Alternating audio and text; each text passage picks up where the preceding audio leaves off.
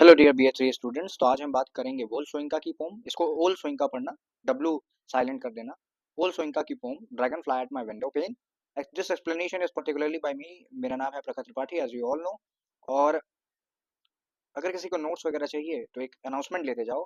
Poetry के सारे notes free हैं, कभी भी टेक्स्ट करोगे फ्री में मिल जाएगा। ड्रामा में तुमको हर ड्रामा से मैं 5 सवाल दूंगा, तो यानी कि 20 सवाल टोटल मुझे देने हैं। 20 सवाल मैं रिसर्च से दूंगा तुमको नोट्स में, उनके आंसर्स के साथ 99 रुपीज़ में, और उन्हीं में से पेपर आता है। फिर अगला जो तुम्हारा होगा फिक्शन का पेपर, उसमें भी मैं तुम्हें 20 सवाल दूंगा, यानी 5 पर फिक्शन के हिसाब से, और उसी में से तुम्हारा पेपर आ जाएगा। तो अगर किसी को नोट्स परचेज करना है तो इस नंबर पे कांटेक्ट कर लेना, 9336903429। और ये नोट्स तुम्हें परचेज करने हैं केवल ड्रामा और केवल फिक्शन के। So the channel you are watching is study with Prakhar. Do subscribe, like and share if you want to. अगर कहीं से भी फायदा हो रहा है तो जरूर शेयर करना। तो अभी मैं कैमरा ऑफ कर लेता हूँ ताकि तुम लोग बढ़िया से पढ़ पाओ कि क्या कंटेंट है। 5 फैक्ट्स अबाउट रोल शोइंग का। तो एक चीज याद रखना है कि BA लेवल पे अगर तुम कुछ बातें ऑथर के बारे में बता देते हो, एक से दो बातें छोटी छोटी, तो भी तुमको 1 नंबर या 2 नंबर एक्स्ट्रा मिलता है। याद रखना इस बात को। नोबल लॉरेट है ये, यानी कि इनको नोबल प्राइज मिल चुका है। First African to win Nobel prize in literature. इनको पहले अफ्रीकन है जिनको नोबल प्राइज मिला है, और वो भी 1986 में मिला है। इस बात का खासा ध्यान रखना। पॉलिटिकल एक्टिविस्ट है, इनको जेल में डाल दिया गया था। इन्होंने क्या किया था, नाइजीरियन गवर्नमेंट का साथ नहीं दिया था। इन्होंने नाइजीरियन गवर्नमेंट के खिलाफ प्रोटेस्ट किया था, जिसकी वजह से इनको जेल में डाल दिया गया था। नाइजीरियन गवर्नमेंट का कब साथ नहीं दिया था, सिविल वॉर में साथ नहीं दिया था, गवर्नमेंट के खिलाफ थे। बहुत बड़े ड्रामेटिस्ट हैं, यानी कि इनके प्लेस बहुत फेमस हैं। Place like death and the Kings horseman इनका एक प्ले है ये, और the lion and the jewel. Lion and the jewel अभी मेरे कोर्स में प्रिस्क्राइब्ड है, मैं अभी एमए सेमेस्टर 2 में हूँ, तो मेरे सिलेबस में ये है। इस पे अभी ही मेरी हाल ही में एक क्लास हुई थी, मेरे टीचर ने ली थी। बहुत बेहतरीन प्ले है, बहुत इजी प्ले है। इसमें मैरिज वगैरह की बात हुई है, और कैसे एक लेडी है जिसका नाम है सिडी, SID, उसकी शादी के अराउंड ये जो पूरा ड्रामा है वो घूमता है। इसको तुम पढ़ सकते हो। He is a multi talented artist, यानी कि टैलेंटेड है, प्ले राइट है, पोएट है, एक्टर है, डायरेक्टर है, और एसेइस्ट है। देखो कितनी सारी चीजें ये करते हैं। फिर कल्चरल एडवोकेट भी है, सेलिब्रेट्स। अब ये देखो, ये जो मैथोलॉजी है, YORUBA, योरुबा, इसको ओरुबा उरुबा भी पढ़ते हैं। अब अपना देख लेना, ओरुबा, ORUBA, वाई साइलेंट कर देना, Yoruba mythology and critics colonialism in his work, यानी कि कोलोनिज्म की बुराई करते हैं, कॉलोनियल रूल की बुराई करते हैं अपने काम में। ठीक है, क्रिटिक करने का मतलब आलोचना करते हैं, अच्छी बुरी दोनों होती है, लेकिन यहाँ पे ये बुरी ही करते हैं। अब ये देखो, अगली जो प्रेजेंटेशन है, इस प्रेजेंटेशन में जो अगला हेडिंग है, एक्सप्लेनेशन ऑफ द टाइटल। तो टाइटल समझना बहुत ज्यादा जरूरी है। अगर तुमको टाइटल समझ में आ गया तो तुम्हारा आधे से ज्यादा काम तो ऐसे ही हो गया, क्योंकि जो सवाल आएगा या तो रेफरेंस टू कॉन्टेक्स्ट से आएगा या तो टाइटल से आएगा। टाइटल में भी यही पूछेगा कि ड्रैगन फ्लाई क्या दर्शाता है और विंडो पेन क्या दर्शाता है। Explanation of the title dragon fly at my window pen की अगर मैं बात करूं तो चलो इसको समझने की कोशिश करते हैं हम लोग। The title uses the image of a dragon fly trapped at a window pane, यानी कि एक ड्रैगन फ्लाई है जो कि विंडो पेन पे फड़फड़ा रहा है। सिंबलाइजिंग फ्रस्ट्रेशन, यानी कि फ्रस्ट्रेशन दिखाता है, ड्रैगन फ्लाई फंस चुका है। कंफ्यूजन दिखाता है, उसको लग रहा है कि वो जो विंडो पेन है वो एग्जिस्ट नहीं करती, वो पार कर जाएगा। Resistance against an unseen barrier. समझो इसको क्या हो रहा है यहाँ पे। ड्रैगन फ्लाई जो है वो होल सोइंग का ही है एक तरह से, और उनका स्ट्रगल है लैंग्वेज से, इंग्लिश इंग्लिश लैंग्वेज से। इंग्लिश लैंग्वेज उनकी नेटिव लैंग्वेज नहीं है, वो उसमें लिखते हैं। अब वो उसमें फंस चुके हैं। उनके सारे फेमस वर्क इंग्लिश में हैं, जैसे लॉयन एंड द ज्वेल हो गया, और बाकी जो पीछे के जो एक दो प्लेस वहाँ पे जो नाम दिए थे, वो सारे प्लेस उन्होंने इंग्लिश में लिखे हैं। अब देखो हो क्या रहा है कि वो ओरिजिनली इंग्लिश कल्चर कल्चर को बिलोंग करते नहीं है, लेकिन फिर भी लिखते किसमें, इंग्लिश में लिखते हैं। यानी कि उनको एक ग्रीफ है, उनको उनके अंदर एक गिल्ट है कि यार मैं, मेरी कंट्री के ऊपर इन्हीं लोगों ने राज किया, और आज मैं इन्हीं लोगों की लैंग्वेज को इस्तेमाल कर रहा हूँ, और मेरे वर्क्स इन्हीं लोगों की लैंग्वेज की वजह से फेमस हो रहे हैं। यानी कि जिनका मुझे विरोध करना चाहिए था, मैं उनका कहीं ना कहीं उल्टे तरीके से साथ दे रहा हूँ। तो ये तुम्हारा ड्रैगन फ्लाई दिखाता है, और वो जो विंडो पेन है वो स्ट्रगल दिखा रहा है। स्ट्रगल जो है ओल सोइंका के मन में है, इसी वजह से वो स्ट्रगल बाहर के लोगों को नहीं दिख रही है। ओल सोइंका अपने मन की बातों को इस पोम के द्वारा उकेर रहे हैं। अब यहाँ पे देखो, यहाँ क्या लिखा है, dragonfly represents a person और an idea struggling to break through a mental emotional और साइकोलॉजिकल बाउंड्री। देखो मैंने बताया ना कि मेंटल मेंटल इमोशनल और साइकोलॉजिकल बाउंड्री, यानी कि ऑल्सो इनका को पता है कि जो लैंग्वेज मैं इस्तेमाल कर रहा हूँ, इंग्लिश लैंग्वेज, ये वही लैंग्वेज है जो जो ब्रिटिशर्स लेके आए थे मेरे यहाँ, और उन्होंने हमारे लोगों को बहुत मारा पीटा, बहुत बर्बरता की हमारे साथ, हमें बहुत तड़पाया, हमें बहुत सताया है, हमारे साथ बहुत बुरा बुरा किया। लेकिन आज मैं इन्हीं की लैंग्वेज का इस्तेमाल करके ऊपर जा रहा हूँ, तो क्या मैं सही कर रहा हूँ या क्या मैं गलत कर रहा हूँ, इन्हीं सारी चीजों के ऊपर ये पोम बात करेगी। The window pane symbolises a transparent impenetrable obstacle. Impenetrable का मतलब मैं समझाता हूँ रुको। जैसे मान लो ये एक दीवार है, और इस दीवार को तुम्हें पार करना है, इस दीवार को तुम्हें चीरना है। तो अगर तुम इस दीवार को चीर ले गए तो दैट मीन्स कि you have penetrated it. Penetrate करना मतलब तुमने इसके अंदर छेद कर दिया, ये दीवार है, इसको तुमने क्रॉस कर दिया। और अगर तुम पार कर गए तो मतलब इसका मतलब तुमने पेनिट्रेट कर दिया। लेकिन इम्पेनिट्रेबल का मतलब है कि तुम आते हो, इस पे लड़ते हो और वापस चले जाते हो। ये ड्रैगन फ्लाई का सीक्वेंस है। ड्रैगन फ्लाई बेचारी आती है, लड़ती है और वापस चली जाती है, ऐसे आती है, लड़ती है और वापस चली जा रही है, तो इनपेनिट्रेबल। आगे समझने की कोशिश करते हैं। Impenetrable obstacle indicating clarity on the surface but resistance beneath, यानी कि वोल्सोइंका लिख रहे हैं, बढ़िया लिख रहे हैं, फेमस हो रहे हैं, लेकिन उनके मन में ये बात कहीं ना कहीं उनको चुभती रहती है। और वो पोएट क्या करेगा, पोएट कैसे अपनी फ्रस्ट्रेशन निकालता है, पोएट राइटर ड्रामेटिस्ट क्या करते हैं, जो भी बात उनको खटकती है उसके बारे में चीजें लिख देते हैं, और जब वो लिख देते हैं तो वो फेमस हो जाती है और धीरे धीरे सबको इसके बारे में पता चल जाता है। अब ये देखो, ड्रैगन फ्लाई और जो विंडो पेन है, ये दोनों क्या है, ये दोनों स्ट्रगल स्ट्रगल दिखाते हैं। और ये एक ऐसा, ड्रैगन फ्लाई और विंडो पेन क्या है, मेटाफर है। तो ये this metaphor reflects the human struggle to understand the truth and difficulty of overcoming internal and external limitations।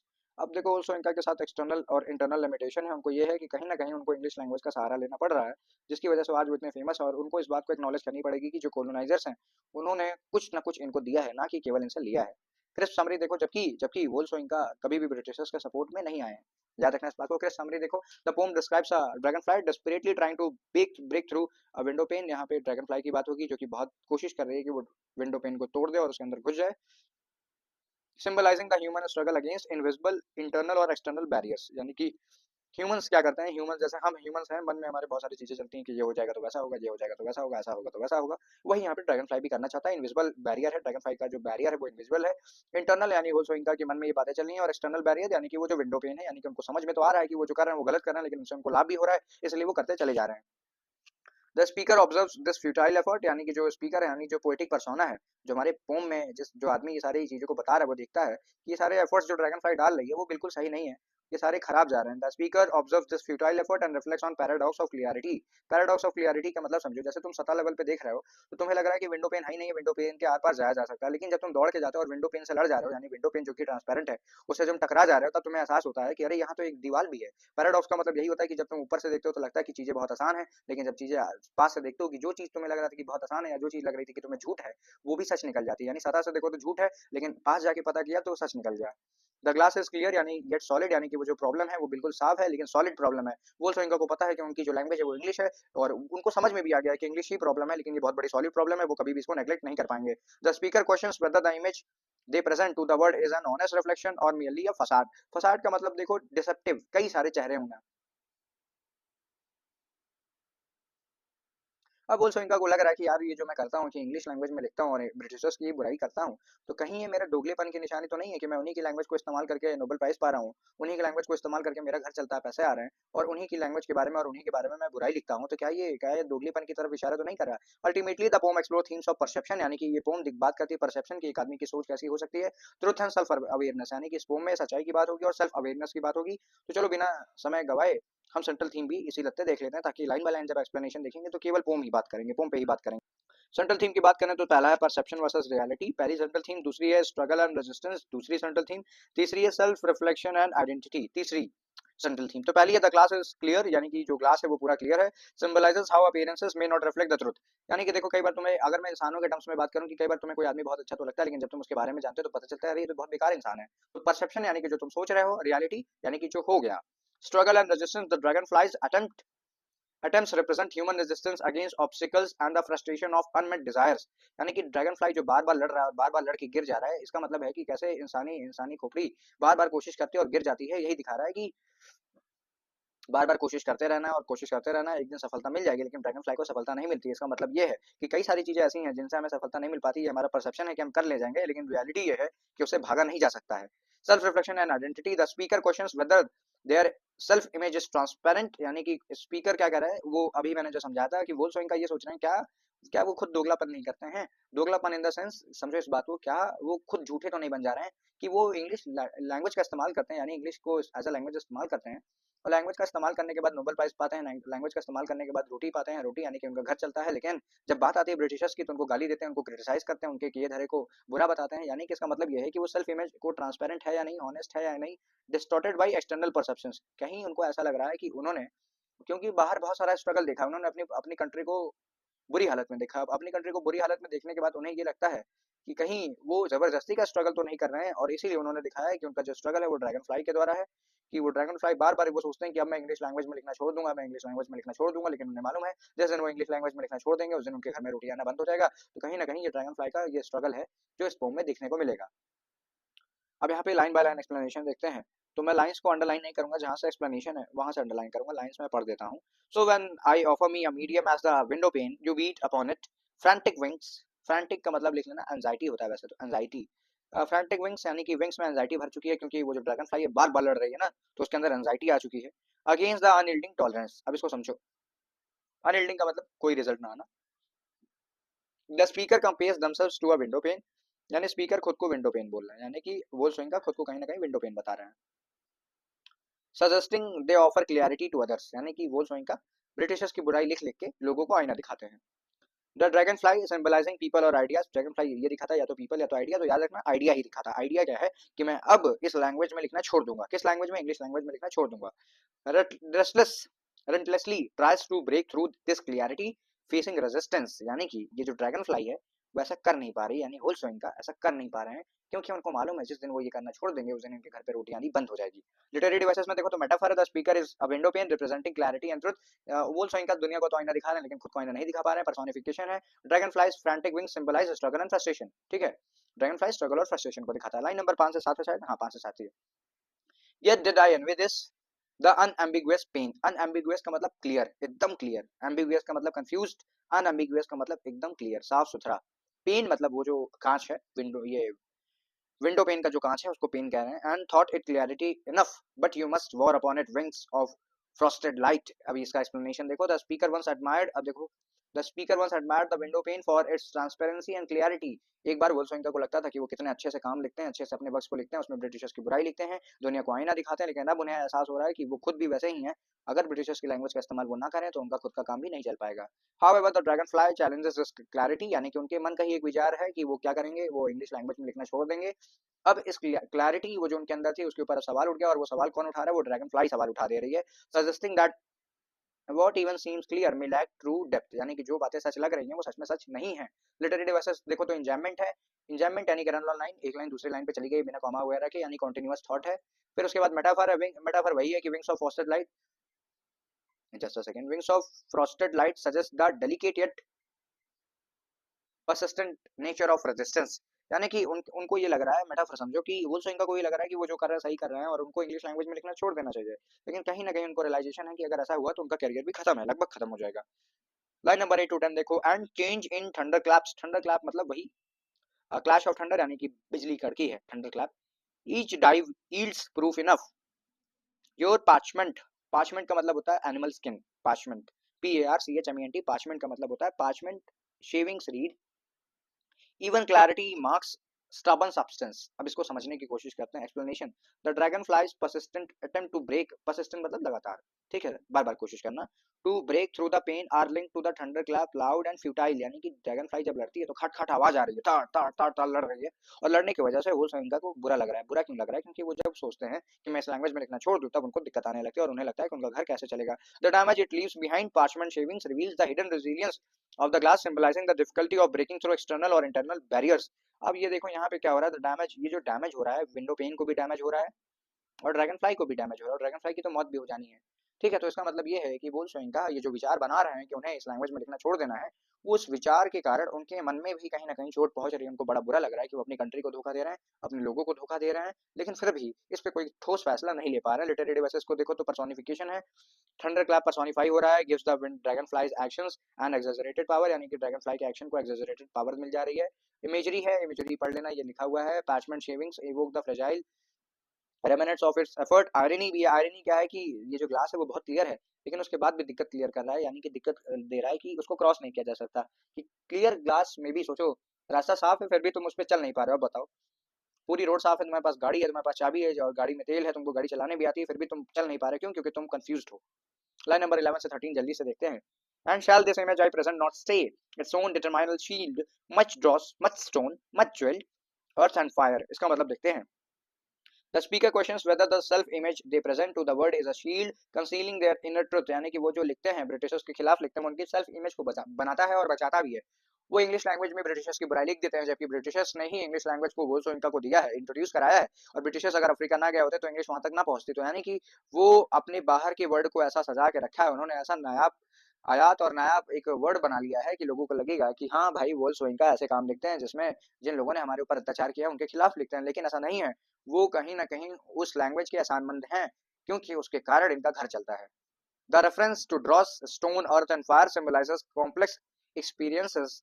अब ये देखो dross stone, earth and fire, ये सारी जो चीजें वो दिखा रहे हैं कॉम्प्लेक्स चीजों को। कॉम्प्लेक्स चीजें क्या है कि एक आदमी का जो कैरेक्टर होता है वो धरती, आकाश, वायु, इन सारी चीजों से मिलकर बनता है। तो उन्हीं 5 चीजों के ऊपर, पंचतंत्र के ऊपर सवाल उठा रहे हैं। सिंबोलिज्म, ड्रॉस, ड्रॉस क्या दिखाता है? इम्प्योरिटीज को दिखाता है। Stone and fire represents life challenges, यानी कि स्टोन और फायर लाइफ के चैलेंजेस को दिखा रहे हैं। अलिटरेशन है, alliteration the repetition of much emphasises the accumulation of the experiences. अच्छा, यहाँ पे जो अलिटरेशन है वो साउंड वाला अलिटरेशन है, हाँ, वर्ड वाला अलिटरेशन नहीं है, याद रखना। जब तुम थोड़े से बड़े लेवल पे चले जाओगे तो तुमको साउंड वाला अलिटरेशन देखना पड़ेगा। तो मच की वजह से जो साउंड आ रहा है उसके लिए अलिटरेशन की बात हो रही है। यहाँ पे लाइन नंबर 14 से 16 देखते हैं। Have further stressing wall of my light, let it content you how in me I yield a stark view of the word and trust. Explanation देखो, the speaker claims that their self-reflection is built from experiences, forming a strong wall of identity. They offer a stark view of the world, perhaps a harsh but honest perspective. अब देखो, जैसे एक आदमी जो कुछ भी experience करता जाएगा उसी से उसका कैरेक्टर बन जाता है। तुम बहुत ज्यादा धोखे इस पे एक्सपीरियंस करोगे तो तुम्हारा कैरेक्टर मजबूत हो जाएगा। तुम बहुत ज्यादा, तुम्हारा लाड़ प्यार और दुलार किया जाएगा, तुमको जब पैसे मांगोगे तुम्हें पैसे मिल जाएंगे, तो इसका मतलब है कि तुम पैम्पर्ड चाइल्ड बनोगे। तो स्पीकर बता रहा है कि उनका जो सेल्फ रिफ्लेक्शन है, यानी कि एक आदमी किस तरह से कुछ खुद को देखता है, वो उसके एक्सपीरियंसेस पे डिपेंड करता है। यानी कि अगर तुमने बहुत ज्यादा मुश्किल चीजें झेल रखी हैं तो और फिर भी तुम जिंदा बचे हुए, यानी कि तुम एक स्ट्रॉन्ग ह्यूमन बीइंग हो। तो वही वाली बात हो रही है। They offer a stark view of the world, perhaps a harsh but honest perspective. अब सेल्फ रियलाइजेशन समझो क्या होता है। सेल्फ रियलाइजेशन का मतलब ये होता है कि बेसिकली जब तुम बाहरी दुनिया को छोड़ देते हो और अंदर की दुनिया, यानी अपने अंदर की दुनिया को देखते हो, तो तुम्हें एहसास होता है कि यार बाहर बाहर से तो मैं ऐसा हूँ, लेकिन अंदर से कहीं ना कहीं मैं ऐसा हूँ। यानी कि दुनिया के लिए तुम बहुत कठोर हो, दो लोगों को गाली देते हो, लोगों से सही से बात नहीं करते हो, लेकिन तुम अंदर अंदर से कहीं ना कहीं चाहते हो कि कोई तुमसे भी पूछे कि भाई कैसे हो, तुमसे भी पूछे कि दीदी कैसी हो, तुमसे भी पूछे कि बहन कैसी हो, और अच्छे से पूछे और तुमसे ढंग से बात करे। तो यही स्टार्क कॉन्ट्रास्ट है। यानी कि होल का बाहर से तो बहुत स्ट्रॉन्ग आदमी है, लेकिन कहीं ना कहीं उनके अंदर एक गिल्ट है कि जिस लैंग्वेज का उनको अपोज करना चाहिए वो उसी लैंग्वेज से अपनी रोटी बना पा रहे हैं। लिटरेट वैसे देखो तो मेटाफर है, फिर आयरनी है। इस लाइन में मेटाफर है, यू कैन रीड इट। मैं इस पर अब ज्यादा जोर नहीं दे रहा हूँ, बहुत सारी लिटरेट वैसे जान चुके हो, इतना लिख दोगे तो टीचर भी परेशान हो जाएगा। फिर आयरनी है। उसके बाद देखो लाइन नंबर 17 से 19, no inner wrap but smudges left. Smudges का मतलब समझो कि जैसे मान लो एक टेबल है, तुमने उस पर उंगली ऐसे घिस दी, तो यहाँ पे ये जो जितने एरिया में तुमने उंगली घिसी है वो साफ हो जाती है, यानी घिस के कुछ चीजों को साफ कर देना, स्मच करना। No inner wrap but smudges left by probing hands, dust of faith, flume savings, distort true vision. The speaker acknowledges, यानी कि हमारे जो पोएटिक पर्सोना है वो एक्नॉलेज कर रहे हैं, मान रहे हैं that external forces probing hands with flimsy wings attempt to distort their identity। यानी कि एक्सटर्नल फोर्सेस का मतलब ये है कि जब ब्रिटिशर्स आए थे तो उन्होंने उनकी आइडेंटिटी खत्म कर दी है, यानी कि अफ्रीकन कल्चर की जो ट्रू आइडेंटिटी थी वो खत्म कर दी है। नहीं तो आज क्या पता, अगर ब्रिटिशर्स ना होते तो होल सोइंका अपने ही लैंग्वेज में लिख रहे होते, होल सोइंका अपनी ही लैंग्वेज में लिख रहे होते और अपनी ही लैंग्वेज में फेमस होते। लेकिन बाहर से आए हुए लोगों ने उनके ऊपर क्या किया, उनके ऊपर जुल्म किया, और जिसकी वजह से आज उनकी आइडेंटिटी बदल चुकी है और उसके निशान छूट गए हैं। These marks on the window pane symbolise the judgements and opinions of other.